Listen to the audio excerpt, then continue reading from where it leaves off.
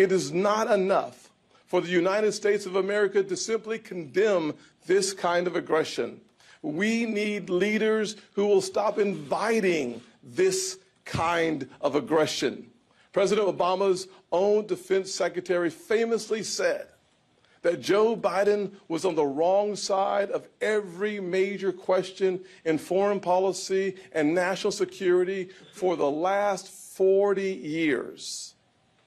So tragically, it is no surprise that President Biden's term has been a disaster for our security, our vital interests, and our allies, particularly in the Middle East.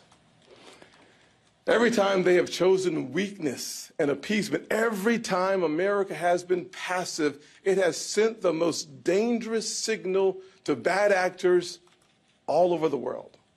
American hesitation, American weakness smells like one thing to bad actors. It smells like blood in the water. Look at President Biden's humiliating surrender in Afghanistan. It cost 13 American soldiers their lives and cost us our credibility and deterrence. It signaled to terrorists that with a little bit of effort, this administration will allow the United States to be outfought, outsmarted, and outlasted. Look at Biden telling Putin just before he invaded Ukraine that a minor incursion might not be so bad. Time after time, Joe Biden has revealed a lack of backbone, and it is costing us in dear lives. It is not just hesitation or incompetence. It's a pattern of foolish policy choices that have undermined us and our allies. The last time Joe Biden was part of an administration, he and President Obama sent pallets of cash to Iran, rewarding Tehran while supporting terrorism and pursuing nuclear weapons. Republicans shouted from the rooftops that Iran's terrorist proxies, including Hamas and Hezbollah, were going to reap part of the windfall. But the left wanted so desperately to cozy up to Iran. They didn't care how much American money ended up in the pockets of Israel's enemies.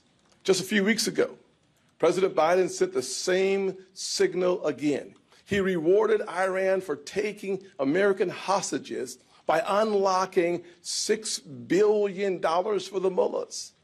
The administration swears the money can only be spent for humanitarian needs. But how naive can you be? Money is fungible. We just gave a terrorist supporting regime billions of dollars and room in their budget. The president of Iran came right out and said they'll spend the money however they want, whenever they want, on whatever they want. And it's not just Joe Biden's weakness and appeasement towards Iran. This administration has also found other ways to create daylight between us and Israel. Joe Biden has interfered in Israeli domestic politics and tried to weaken Prime Minister Benjamin Netanyahu. He slow-walked inviting him to the White House and practically made him beg for that invitation while the world sat back and watched. As if Israel is somehow a second-class ally that Joe Biden is stuck with. And the thugs and the killers, they took notice. Even after these historic attacks, the Biden administration's newly established Office of Palestinian Affairs published a statement that tried to tie Israel's hands by saying, and I quote, "All sides should refrain from further action."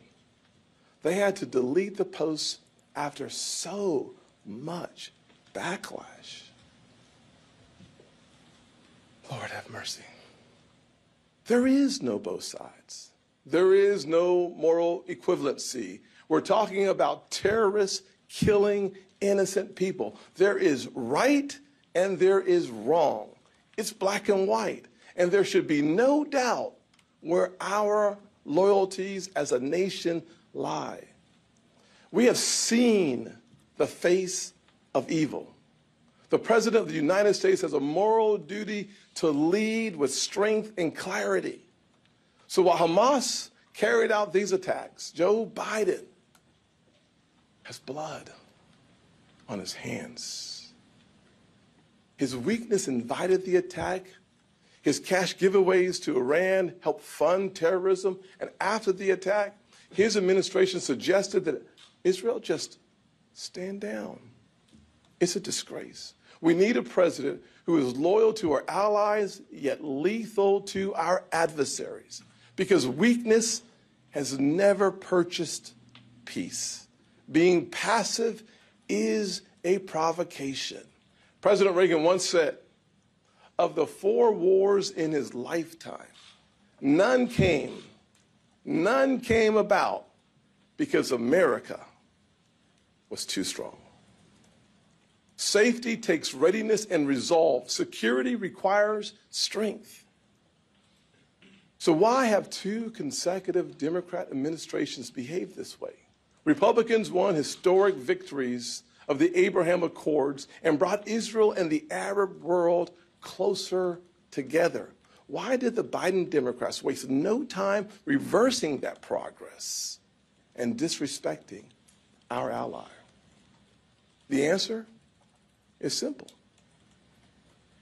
but it's disturbing.